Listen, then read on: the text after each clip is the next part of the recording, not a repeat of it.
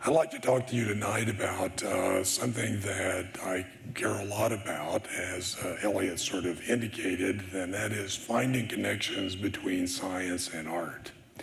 I know this may come as a surprise to many because a lot of people think that there aren't any such connections to be found. Artists are from Venus and scientists are from Mars. To paraphrase the idea of C.P. Snow from many years ago, that there are two cultures which have nothing to say to each other. I think that idea is completely wrong, and I want to say something tonight about why I think that's the case. Historically, of course, there have been a number of important connections. Leonardo, for instance, studied human anatomy. That's Da Vinci, not DiCaprio. And Galileo used his knowledge of science and his powers of observations to write critical commentaries on different art forms. But in the last 20 years, in your lifetime, we've seen the rise of an entirely new science, and that is cognitive science, which has given us deep insights into the workings of the mind and the brain. And from those insights, I think, are beginning to emerge some exciting new connections between science and art. To such an extent that a new field has been born, neuroaesthetics as it's come to be called. Tonight I want to consider a question in traditional aesthetics, which is, what is style in art? And why do styles of art change over time?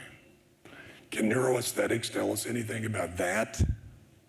I think the answer is yes, but the answer is probably not what you expect it to be. The key to the riddle of style, I think, lies deep in the visual brain at the subpersonal, subconscious level where neurons or groups of neurons interact. Many people have argued that the history of art is in fact the history of vision, and that vision has a history because there is perceptual plasticity. That is, there are wide variations in the way the world is seen. And with that point, I agree. But the question is, in what does perceptual plasticity consist? On one standard view, there are differences in the way we see the world because we have very different beliefs. But I think that the seeing is believing view is on the wrong track. For example, we know that simple, small-brained organisms like pigeons can be trained to distinguish a Bruegel from a Braque. And amazingly, they can generalize. That is, if you replace the Braque with the Picasso, the pigeon now pecks at the Picasso in order to get the pellet of food. In other words, it's learned to distinguish cubism as a style of art. But the problem is, of course, that this is simple style discrimination ability is the result of conditioning. And while many people believe that connections among neurons are formed through a kind of conditioning as well, internal conditioning based on neurochemical rewards, I think that model is inadequate on a number of grounds.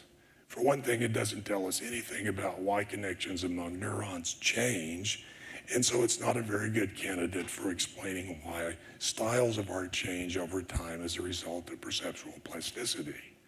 So perceptual plasticity will have to be explained in some other way. I think that other way begins with what's called the interactive theory of vision. Sorry, hit the trigger a little too quick on that. Gave it away. According to that interactive theory of vision, there are specialized structures or systems in the brain that respond to distinctive stimuli. Systems for perceiving motion or color or form, but those systems can interact and influence each other in various ways.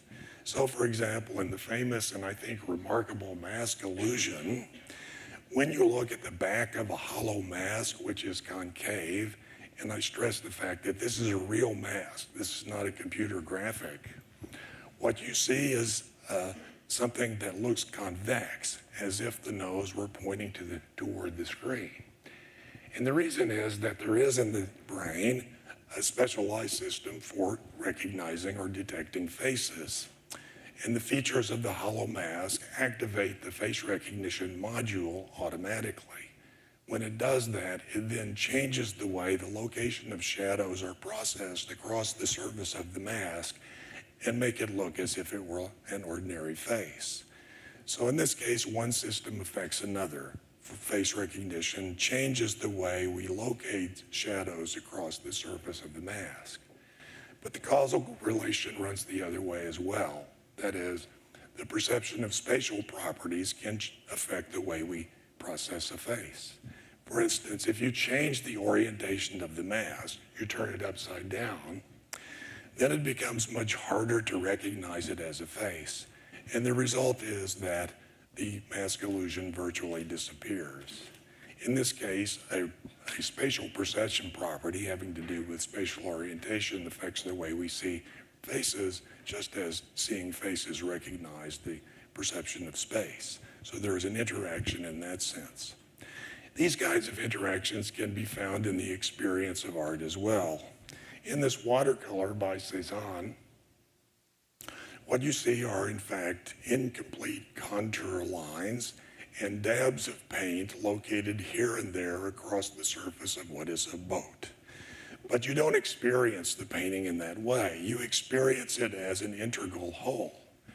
And that's because there is, as the neuroscientist Margaret Livingston described it, a curious kind of subliminal color spreading effect, so that you, at some level, experience the color as if it were continuous across the surface of the boat. And at the same time, there is a perceptual completion process which finishes the contour lines that define the shape of the boat. Now, this might be due to the fact that you have knowledge of the way colors normally adhere to surfaces and the fact that the objects that you see in the world are normally complete. But the problem is that wouldn't preclude the possibility that what Cezanne has depicted and what the visual system is seeing is actually a picture of a dilapidated boat hull from which colors have faded and flaked. But you don't see the picture that way because of the color spreading effect. And the color spreading effect is due, in fact, to the way color neurons code information, which is rather coarsely.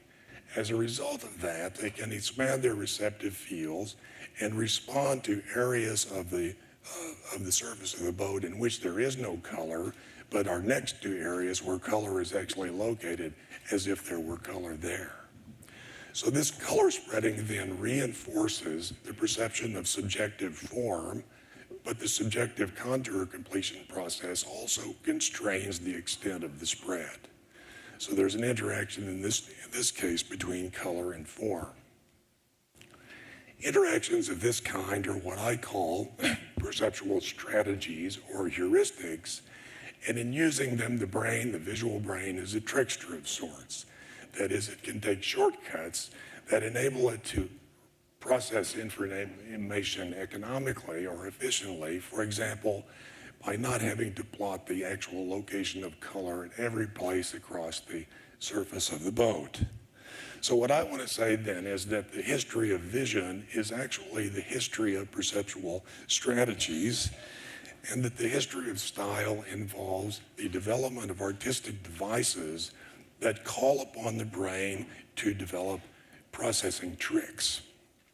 There is, in a sense, the idea is, in a sense, that styles are aspects of perceptual experience that emerge from a game-like encounter. This is the key notion, that emerge from a game-like encounter between the perceptual strategies that were employed by the brain of the artist when he or she made the work, and the perceptual strategies that perceivers' brains are normally predisposed to employ. Whenever we face a work of pictorial art like this, there is always a special kind of uncertainty. Of course, we have to figure out which features go with which, but I think also there is a more complex problem of deciding what role or status those features have. That is, which features play the role of representing content and which features play the role of style. There is a problem then of distinguishing content from style.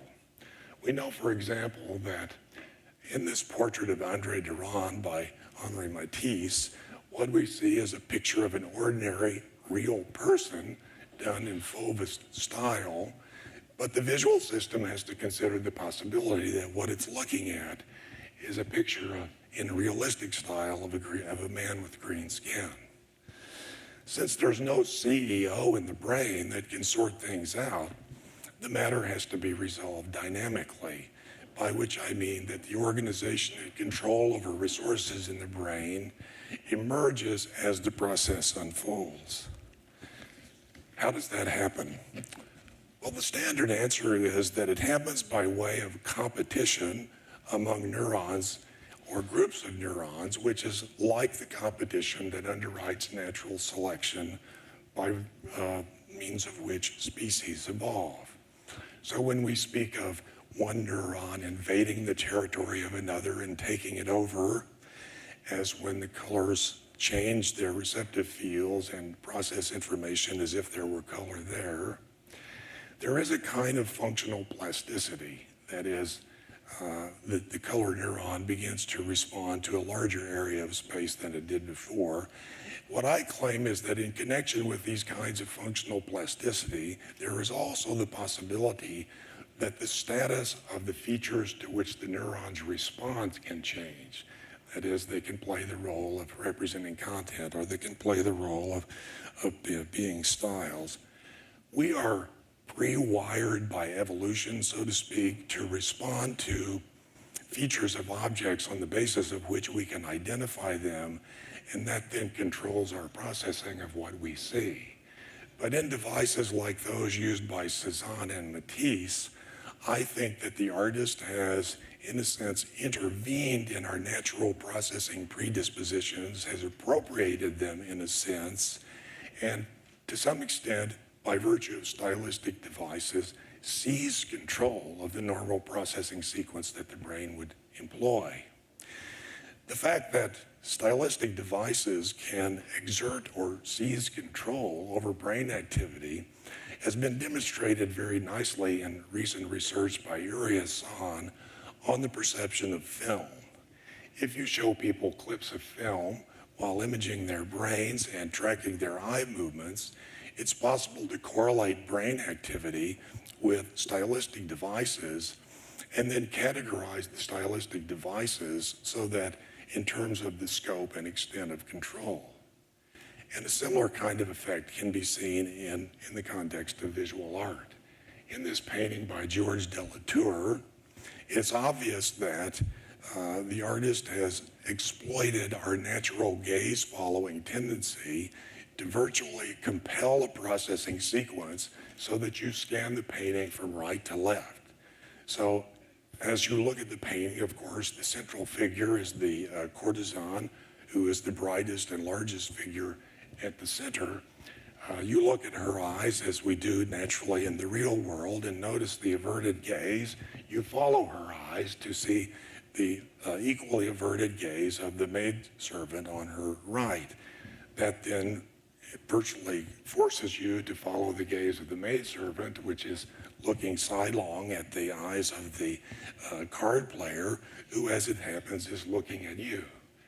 In that way, you become implicated in the game, symbolically referring, I think, to your implication in the game of this perceptual strategic give and take that I've just described.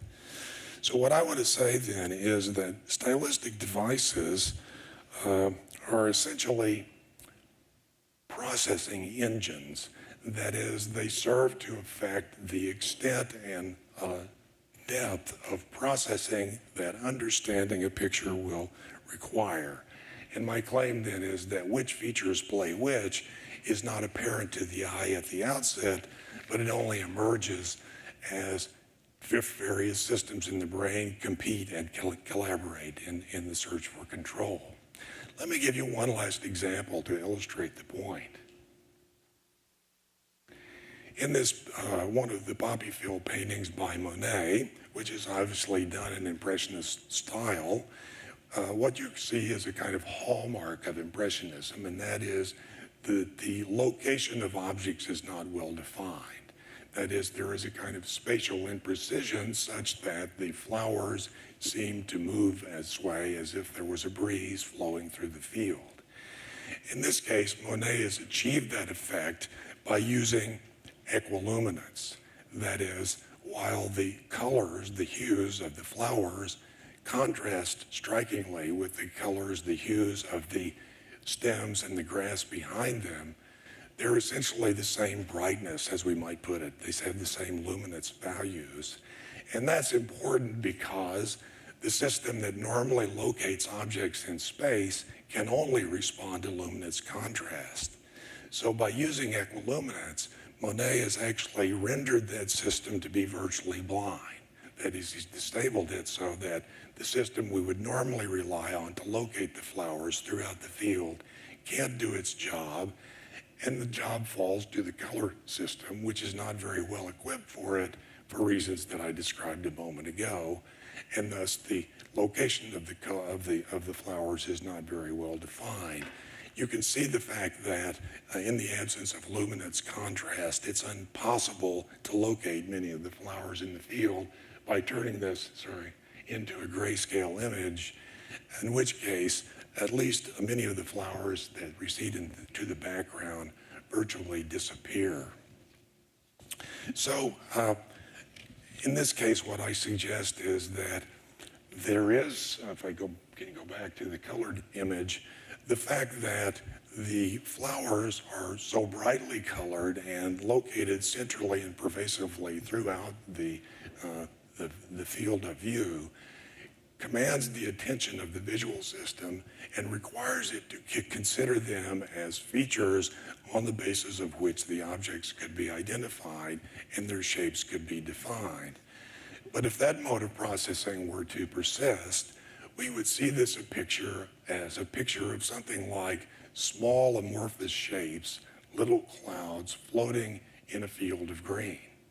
But we don't see it as a picture that way, because with the change in the functionality of color neurons comes a change in the function of shape and their location in space. They become not representational features, but rather aspects of Monet's stylistic device. Okay, so what does all of this tell us about style? Well, I think that it tells us a number of important things. First, it tells us that art can rewire your brain literally in a matter of minutes, and it does this primarily by virtue of style. Second, it tells us that style is not a matter of formal design and composition, but neither is it entirely a social construct, as many have claimed. Rather, it has a natural basis in perceptual experience, which is itself grounded in the workings of the visual brain. Third, it tells us that if there were a world in which there were no perceivers other than the artist, then in that world there would be no styles of art. That is, if you think that a style emerges from an engagement between the artist's brain and those of the perceivers, of course, then there couldn't be any in a context like this, which is to say, in that world, there would be no art. Finally, I think that this sheds some light on why there is a history of art. Basically, the idea is that through familiarity, you learn to manage the attempts of stylistic devices to seize control over your brain. You develop processing responses which become part of your own strategic repertoire. Then the desire for novelty and curiosity causes new styles to emerge. But old styles remain interesting nonetheless, precisely because special processing responses to them are still required. From these facts, I think we see something of the universal appeal of art, and in my view, from these facts, we can see the beginnings of a science of style. Thank you.